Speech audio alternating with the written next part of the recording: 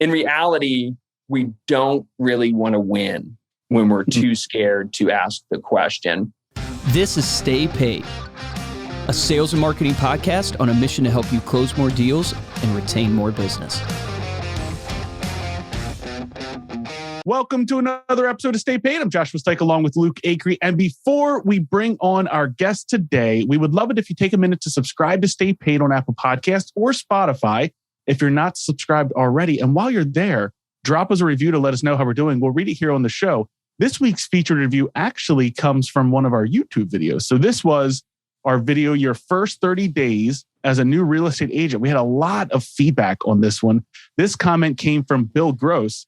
He says, the best video I have ever seen on what a new real estate agent should do. I have this discussion almost daily with prospective team members, and it seems so many look for an easier process, but this is the most efficient process. So you can make sure to go back and check out that episode, which is very apropos. Luke, do you like that word? Apropos? I love that. It's very apropos for today's guest because this gentleman we first had on as basically a new agent. We had him on, I think, right after his first year in real estate. We haven't gotten an update from him, though, in about 2 years we were talking about before the episode here. Last time he was with us was right when the pandemic started, April 2020. His name is Stephen Acree. You know him. You love him. He is Luke's brother. This will be his fourth appearance here. He did 320 transactions last year with his team. He leads the Acree Brothers Realty team in Lynchburg, Virginia. Stephen, welcome back. What is up? What is up? It is amazing to have you back. 320 transactions. What was the volume? It was 82 million, I believe. Crazy, man. Yeah. That's Crazy, awesome, man. dude. Congrats. That was a good year. Yeah. It was a good year. Then we had a bunch of agents leave, and now Well, we're going to dig into that for sure. Now, Yeah. Go listen to my motivational speech on TikTok. I just can't help but I'm plugging Dude, I post them all TikTok. the time. We've recorded like 3 episodes today, and every episode I've mentioned TikTok. If people don't know in the audience by now, hey, we're on TikTok. Stay Paid. Check us out. Stay Paid Podcast. Check us out. I have my team members coming to me daily, just being like, "Hey, did you see Luke's podcast? And did you see his TikTok? Motivational videos?" I'm like, "Great, dude." Am I not motivation enough for you? And you're like, guys, he doesn't know what he's talking about. Listen to me. Yeah. No.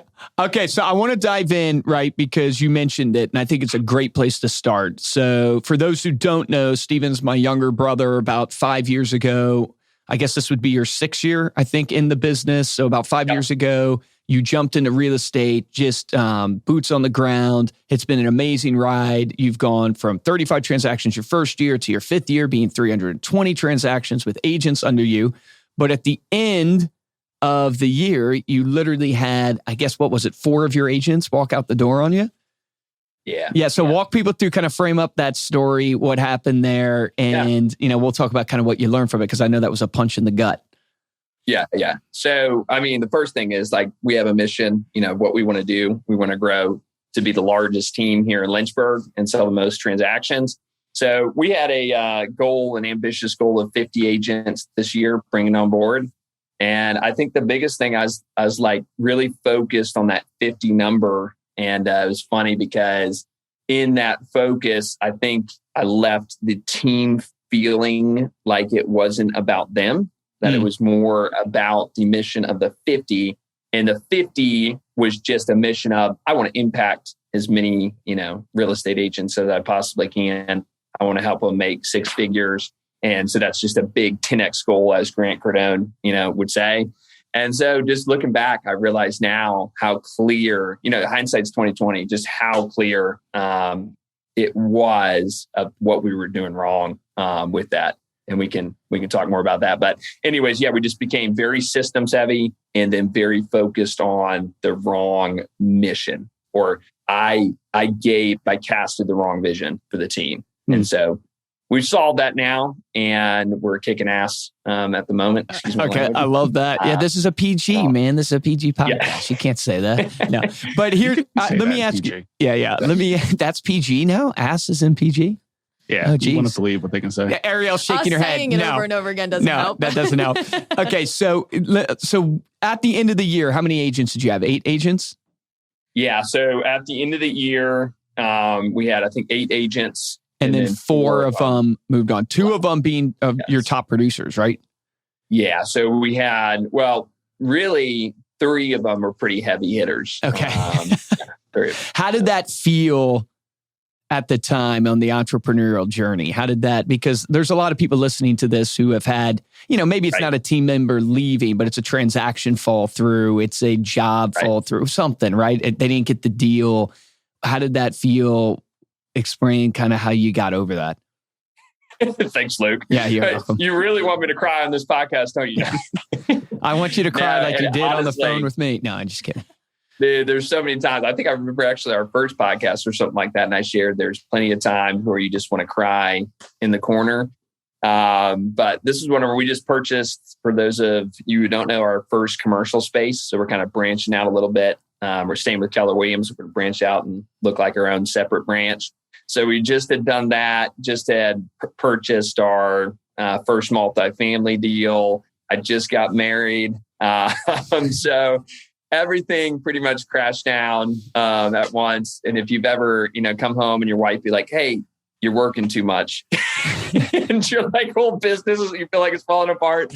That's basically what it was. But honestly, yeah, just coming back from that and now realizing where I am, and it's only been 3 months. That's all the pain that I went through is 3 months of pain to get back to this place. Isn't that crazy? Of like, a lot of times, like the bad things happen when you are like leveraged and you don't, like, you can't have them happen. You're like, I can't, like, this can't happen now. And it happens. Yeah. Right. So we've had that happen many times in our journey of Reminder Media, where it's like you start something new, and then all of a sudden the team members, they move on, and you're like, oh my gosh, I have nobody. I'm going to have to get in there and do that. And it's always it feels like when you're leveraged, like those pains happen. But I think you're hitting on a golden nugget there, that in the moment it feels overwhelming. In the moment it feels like, oh my gosh, there's no way out. In the moment it feels like, I can't believe I'm going to have to climb this mountain again. But 3 months later, you literally are back up. The momentum is strong again. You have new agents coming onto the team. Where did you focus to turn things around? Like what, because there's so many avenues and pathways you can go down. Where did you put your head down and start focusing on to really fix things? There's a couple things. So I like, when you share that, dude, like it is so true. Like, I can't tell you the weight that I felt, during that moment. It's just like going back, you're saying that, and I'm like feeling all the feelings of what I felt. It was, and there are calls that came to you that were like, man, like what am I doing? But, going back to a couple things. One, the question of what do I actually want, in life? Am I building this business by design? Right. It's a Keller Williams thing. And I just kept saying that to myself, like, is it worth this pain, that I'm going through right now? And so just going back to my why, I'm like, that is what got me through it. And then the second thing is like the victimhood mentality gets everyone. At the moment, like you have something bad happen to you, you want to go back and screw everyone else up from the negotiations that you made, like on the team, the bad business moves that you made. Everything comes down and you want to play the victim. And I think just looking back and going, no, everything's my fault, right? It is my fault, because if it is, then I have the capability of fixing, this mistake. And so to take ownership on what, we were actually doing, what I was doing, and then going, okay, now that I know I'm the problem and that this is the problem, what's the next solution? And that came down to really going, okay, I'm casting the wrong vision to my people, right? And it was that. And then we were way too systems heavy. We need to be focused on the things that produce. And that, when you think about it that way, it's so clear what you have to do getting back in. So clear.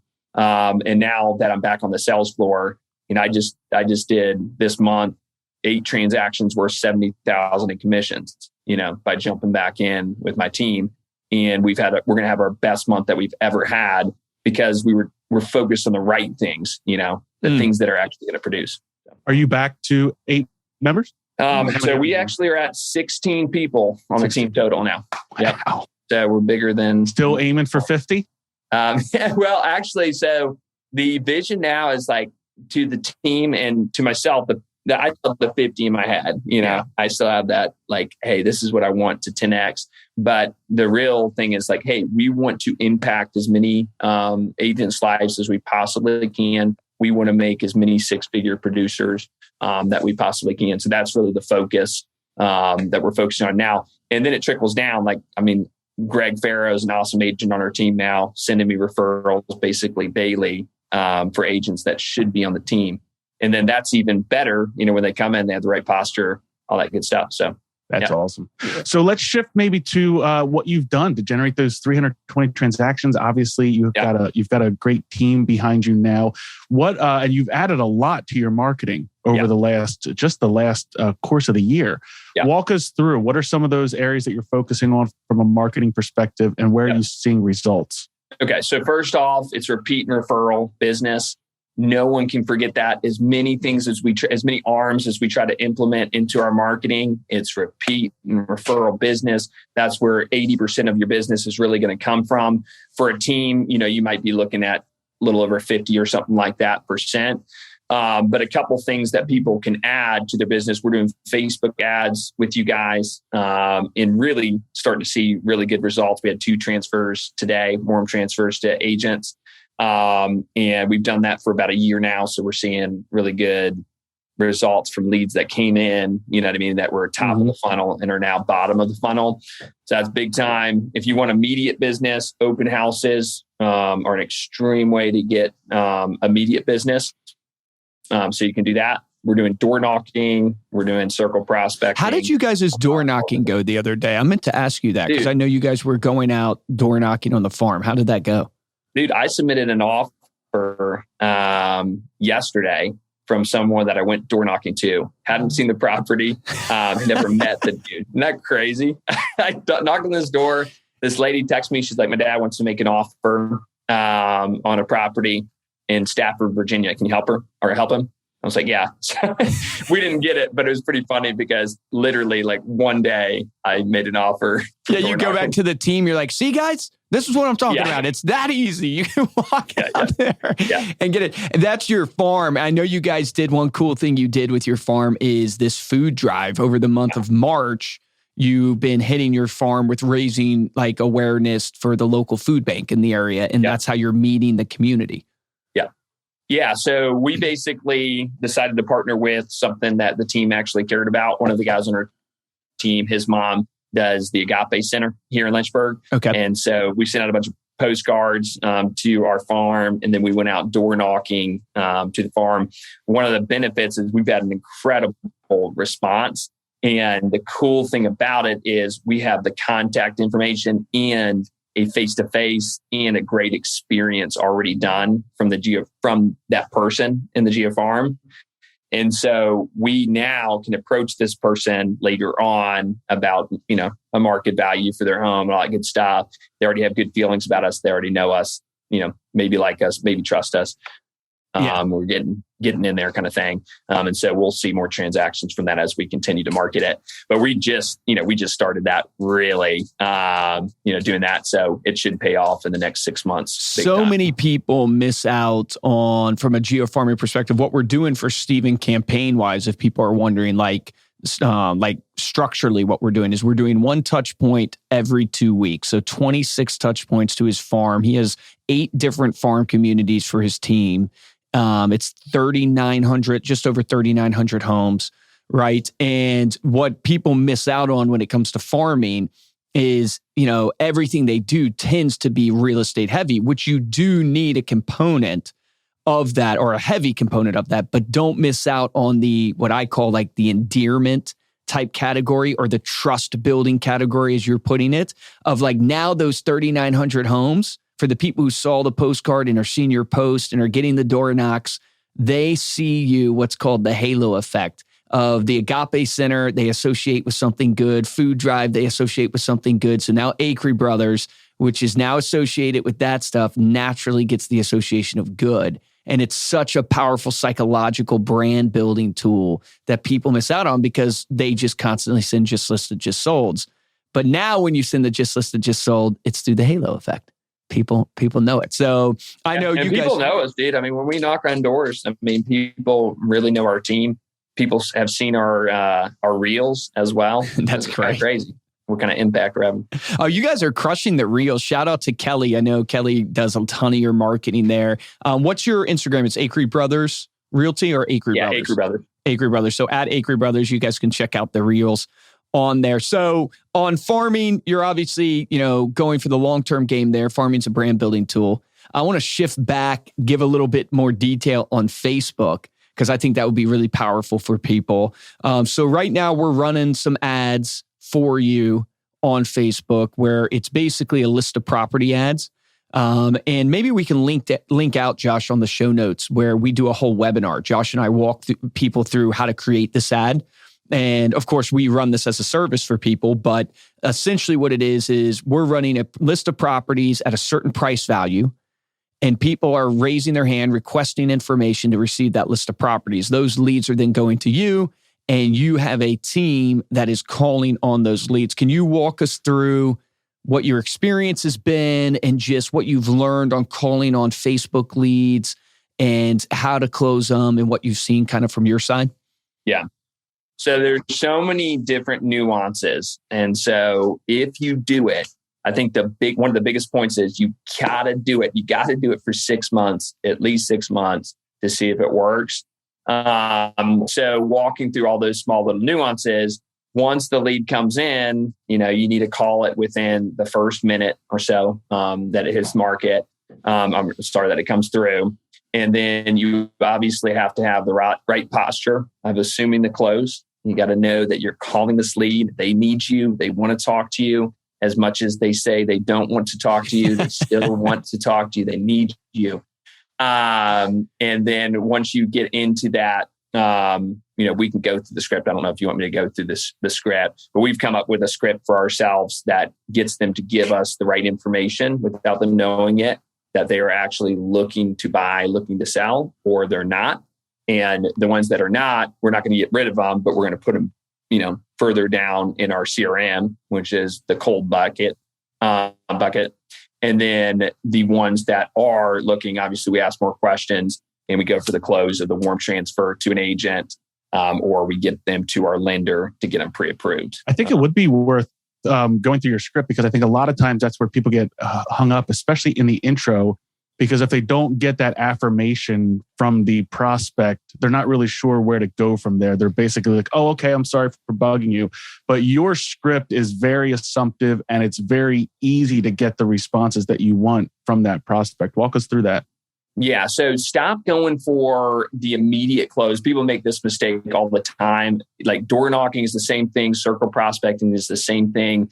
You try to get the person to say that they're going to sell with you. And that's not what you're going for. You're just going for information, because as Luke always says, you got to get them to know, like, and trust you, to really close them out. So we're not in it for a close immediately, even though there will be some people at the bottom of the funnel that will be ready, to close. And in that case, you're good. You probably don't even need that good of a script, right? Because their motivation's right there in front of them. Yeah. But for the ones that aren't, but that are going to be buyers down the road, which you need in order to have that 3%, maybe 5% close rate, how cool would that be on Facebook? Those ones, you need the right script. And that script, basically, we just say, I come in, we're from, the country kind of thing. So up north, you might want to get a little straight to the point. But I say, hey, Luke. Yeah, hey, Josh. Luke. Yeah. And you're going to answer. You're going to say, yeah. Well, Luke, let's go through it. So, hey, Luke. Hey, this is Luke. Hey, Luke. Stephen Acre. How's it going today? It's going pretty good. Yep. So he's going to respond like that, like, what the frick? Who is this? Hey, Luke, I won't take much of your time. I saw you looking at houses and I just wanted to see if you found what you were looking for. No, I haven't found what I'm looking for yet. The market's crazy. I can't even find any houses right now. They're so overpriced. So what did Luke just tell me there on the screen?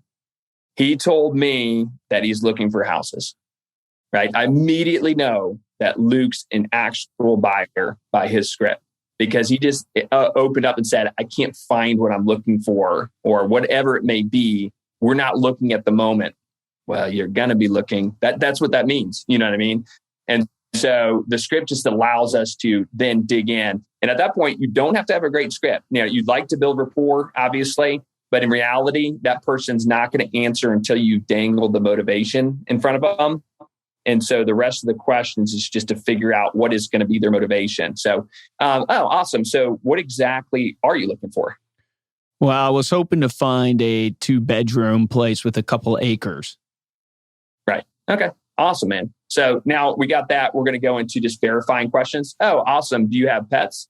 Is that what you want, the acreage? I have a couple dogs, but really it's just because I just don't want to be, not to be funny, I don't want to be next to other houses. I don't want to be around people. Nice. Well, cool. So you don't want to be around people. We want to have some seclusion there. What kind of price range are you looking at? I was hoping to stay under $250,000. Oh, awesome, man. That's a good budget. Thanks. What are you looking to pay monthly? Well, I was hoping to, stick around what I'm paying now. Kind of, I'm paying about $1,100. Okay. So I'm asking verifying questions, obviously going down. I say, what's your price range? He tells me 200,000. If he tells me I want to pay $500 a month, that doesn't make any sense, right? Unless he has a big month, unless he has a big down payment, right? So if he says $500 a month, oh, nice. So are you dealing with, do you have any money to put down in the house? What kind of capital are we dealing with? Like, believe it or not, people don't mind in this day and age if you ask them what's in their bank account. I get people to tell me all the time, like, even if they have $500, $600 in their bank account, they'll tell me that. And so you just go into the verifying question. And once you get that information, you know exactly what to do with them. Because if someone told me, $1,500 a month, oh, dude, that's awesome. We can easily find that in the 200 range. You might actually be able to go, even further, 250, 300 kind of thing. And so we'll go into that. They get excited. And I ask them, hey, have you seen properties on the market that you're actually interested in? I've seen a few, but it seems like there's just like they're moving so fast. Yeah, it's a quick market. We actually, believe it or not, we have 8 deals right now in our team that were sold off the market. So I know a lot of teams are doing that. A lot of agents are doing that nowadays. So we'll definitely be able to send you some off the market deals as well anytime we see. Oh, that's one. awesome! Yeah. Yeah, but what property did you see that you really liked? Where do you live, Josh? Yeah. I need your address. 1100 First Avenue. 1100 First Avenue, Suite 2. Oh, that's a sweet one. Yeah, that one did go fast. Anyway, so that's the script. The principle is to obviously figure out their motivation, right? In order to do that, you're going to ask verifying questions off of every question that you ask. So if it's price range, then it's what's your monthly payment going to be? Then it's what are you currently paying in rent, right? You go to the chain because I got all the data I need right there to verify if this is a good lead at that point. If it's bedrooms, it's like, oh, awesome. How many kids do you have? Oh, we don't have any kids. Oh, so it's just you and your wife. Would you be okay with a 2-bedroom or you guys need a 3-bedroom? Oh, we want the 3-bedroom because I'm going to use it as an office space, kind of yeah. When you try to get to the why questions, like, do you go like deeper into what's causing you to move? Like how do you usually frame up like, hey, what's making you want to move to try to find that urgency? Or does that naturally come out based upon price and all that stuff? It generally naturally comes out. But I mean, if you don't get it, then you're asking like, well, let me ask you this. Ideally, when do you guys want to move? Yeah, well, I would be hoping right away. Yeah. So, if they say right away, you're like, sick. So if we found you a property tomorrow, that was your dream home, 3 bedrooms, 2 baths with an acre, in seclusion, you guys ready to make a move? Yeah. Yeah, man. Okay, sick, man. We can definitely do that. Here's what we need to do. First off, I need to get you pre-approved. I got an awesome lender. He's beating out all the other lenders on rate. And so you need to talk to him right away. We'll get you pre-approved. And then I actually got a property that I want to send you off the market. Take a look at it. Any property you see that you want to take a look at, give me a call. I'll be able to help you out. Love that. And then, just go into it. Then it's just working the lead. And people make the mistake. You still have to work the lead. You still have to follow up. This is not a one and done system, but it's a very easy follow-up after that because he's married, doesn't have any kids, 3-bedroom, 2-bath, one seclusion, his budget, he's real. Then we get him over to our mortgage lender. Our mortgage lender is going to help us work that lead and tell us data that we need to know, about this lead. Yep. And then, the follow-up's like, hey, saw this property you'd be interested in. Go ahead. No, I was going to say, I want everyone to kind of hear like what, because you're running through it quick and you're very casual, like it's very conversational. So it's easy to miss this. The value propositions that you consistently drip on throughout that conversation. I can get you homes that are off the market. That's a value to me, something that would interest me because the inventory is crazy. Homes are growing so fast right now. I've got a lender who's beating all the other guys in town right now. That's another value proposition to get to you. Like I'm sitting here listening, like, okay, yeah, I want that rate to that lender together. Like it's getting people's juices flowing, but it's conversational. You're not selling. Like it's conversational. It's excited about their motivation. It's problem solving, right? With knowing their motivation. I'm going to get them a good monthly payment by the mortgage rate, the interest rate. I'm going to find them off the market deals, find them what they're looking for. That's perfect. Yeah. And the follow-up is the same thing. I mean, like people need to know. It's like, I told my team today, is like one good nugget that actually, practical nugget that might actually help, your audience is when you're texting a lead, you don't give them all the information, but you dangle something in front of them that they have to respond to. And once they respond, they have to engage in a conversation at that point. And I think people make a mistake of giving way too much information up front with the follow-up that the lead feels like, all right, I don't have to respond to this. I got all I need and I'm not interested, right? And so they don't respond. And then the agent feels like they're not a good lead. And then they don't follow up like they're supposed to. And what's an example of the info that you're kind of holding back? Good example would be basically, I'll tell people, hey, I found this off the market deal, and I'll give them one of their motivations, right? So I'll say 3-bedroom, 2-bath house, awesome house in Forest, that you should take a look at. Leave it at that. It's not even a question. It's like that you should take a look at. They're going to ask, what's the address? They're going to say, where is it? They're going to say, where is it? So I know that. So I'll dangle that in front of them so that they have to engage in the conversation. Even if it's a property I know they're not going to be interested in, I'll be honest, I'll send that to them because I know it's been too long for us to have been talking, right? Mm-hmm. And then they'll respond and they're like, nah, I'm not quite interested in that. Like I got a text today. The person's like, but thank you so much for thinking of us, right? Mm-hmm. And then you've won them again, right? That is such a golden nugget of the touch point when too much time has gone by. Do not let too much time go by before you have that combo and that touch point. That's such a golden nugget right there. And believe in your leads, and if you believe in your leads, you will follow up that way. When you don't believe in the lead source, you tend to leave it when they don't answer you. Go over that because I know a lot of people struggle with internet leads because they convert at a low percentage. I mean, let's be honest. I think you did about 1,600 leads last year. We got 16 transactions from those leads. That's a 1%. Now you've closed more since then. So your conversion rate has actually gone up from those leads. But that's 1 out of 100 phone calls that will actually lead to something within that year. Yep. I guess number one, how do you recognize it because the role play that you guys just went was perfect, right? That's everyone's ideal situation. Yep. Obviously, that's not happening every time. When do you realize, okay, this isn't a good lead, move on, drop it? Or how do you kind of overcome that negative attitude towards internet leads when so many of them don't go through? One of the things we could do better, because I'm going to answer that, but one of the things we could do better with the bad leads, the ones that are like 18 months, it's very hard. And I think up until this point, we've kind of got rid of them in some ways. Like we put them in the cold bucket and we do not have a great follow-up system.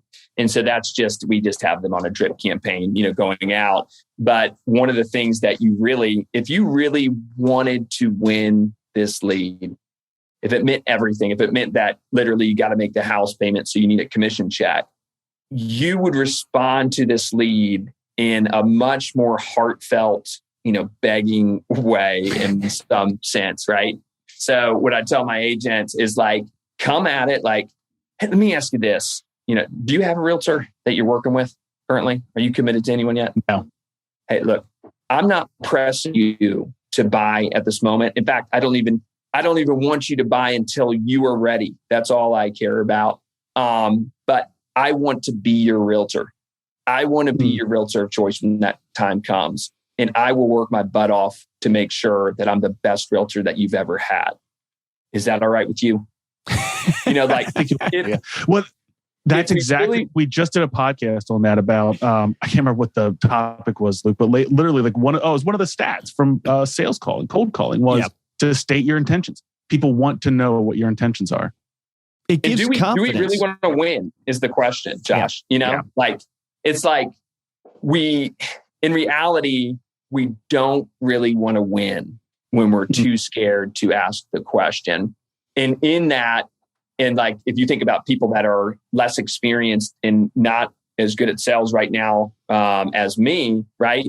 I'm going to win, but I'm not even the best I could be. And you can think about the realtor that's getting on the phones, that's doing Facebook leads from the very get-go, scared of scripts, right? Who doesn't know the little nuances that go into it. That's not calling at the right times, all that good stuff. They're really not wanting to win because there's so much pain involved in the learning process. But if people could get over that curve and just know that like, hey, look, my commission check depends on this, right? I'm spending money on these ads. Like, I'm not going to waste my money, right? And I'm going to go out, I'm going to win this lead. If we came out with that perspective, I'm telling you, the conversation would be different because you have value and I'm going to ask all the clarifying questions to know whether or not this is a real buyer. And if they're not, then I can get rid of them in the cold bucket and I don't have to waste my time on them. And I can focus on the hot and the warm bucket and close more transactions. So good, dude. Man, I could keep going. I feel like we have like literally 10, 11 sessions here of breaking down the lead strategy. I got to ask you, okay, final question for you is you're bringing agents onto your team. What is the piece of advice that you're giving them to be successful? I know it's a ton of stuff. But if you could kind of give a summary of what advice you would give to an agent today to be successful in this business. What are you telling first thing, so we go through the 6 perspectives here at Keller Williams, and we're teaching that big time on our team. But there's a sense of every agent, because this industry is so strange, dude. Like, so I go to a 4-sub owner, right? And the first thing they say is, I'm not giving you 3%, right? And everyone backs down on that, right? And then I think about it and I go, well, let me ask you this. If I could make you 15% off of that 3%, would you be open to a conversation, right? And every single person's going to be open to a conversation. They don't want to be sold, even though they would be sold on that deal, right? They'd be open to a conversation. So once they let me in, I close them. Everyone in real estate has a victim coming in for some reason, has a victimhood mentality coming in.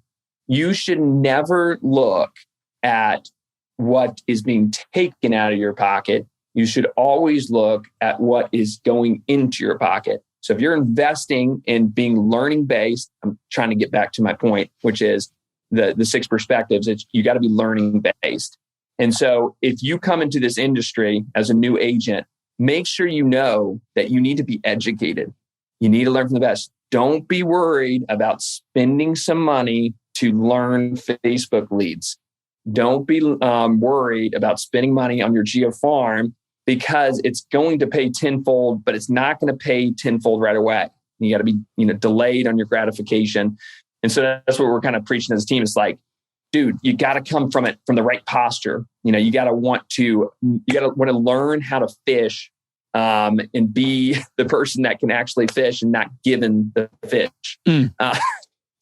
So anyways, that would be my one, I guess, heartfelt, like preaching to new agents in this industry. There's so much to learn. Don't give up. You're going to learn it. I mean, I think about sitting down with the agents downstairs an hour ago, and it's my seasoned agents now. And I'm thinking, dude, you sucked when you first started, right?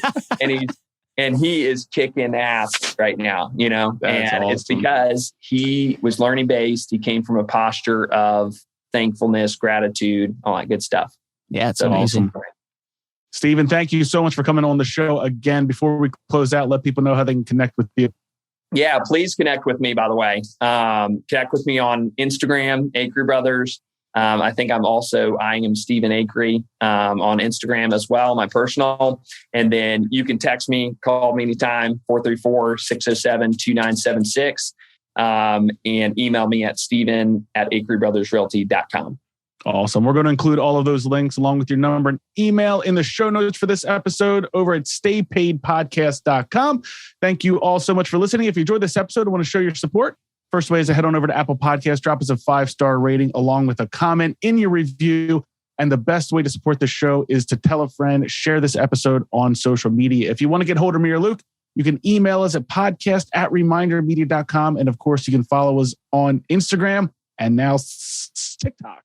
Now TikTok. We're at Stay Paid Podcast. For this episode of Stay Paid, I'm Joshua Stike. Guys, I'm Luke Acri. Great episode here. So many golden nuggets that you can take away. And I've watched this journey literally from day one. I am telling you guys with the utmost conviction, these are the principles that lead to success. So if you implement them and you put in the consistency, you will win in doing it. The challenge and the action item that I give to each of you on this podcast is really what Stephen is saying is, are you entering in to this challenge in your business that you're facing, whether you're brand new, whether you're a veteran agent, are you entering in with a posture of learning and commitment to understanding and gaining knowledge? If you really think about what is keeping you from the next level, I guarantee you it's your commitment to really overcoming the blocker that's in front of you and dedicating the time to get educated in it. Remember, the difference between top producers and mediocre producers in every single industry